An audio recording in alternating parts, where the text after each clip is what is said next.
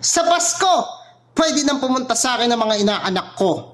Simple lang, magdala kayo ng 2 valid ID, barangay certificate, police clearance, NBI clearance, picture natin nung bininyagan ka, picture natin ng kasama ang family mo, class picture nyo para alam ko na nag-aaral ka talaga kasi gusto ko nag-aaral ang mga inaanak ko.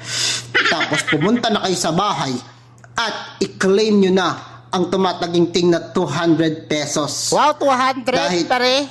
Yung requirements na pinapadala mo, aabot na 1.5 eh. Nakikialam ka, yun lang ang kaya eh. Eh, daig mo pa yung requirements sa trabaho pag natanggap eh.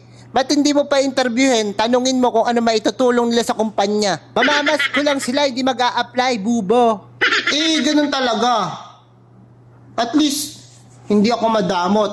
Yun lang ang kaya ko. Hindi ka nga madamot, mas pinagastos mo pa sila eh. Ano ka, kumpanya? Regular na ba sila pag naipasa yung requirements? Hindi, wala pa naman akong kumpanya eh. Kung ako inaanak mo, bablock na kita sa Facebook. Basta mga inaanak, yun lang yung dadalhin nyo. Ang konti, Huwag ka na makialam. Wala pupunta sa'yo. Hayaan mo silang hindi pumunta. Baka ikaw pabigyan ng mga yun. Buti nga makikita nila yung ninong nila, di ba? Wow, utang na loob pa nila. Swerte na nga nila eh. Swerte sila kung di ikaw ninong.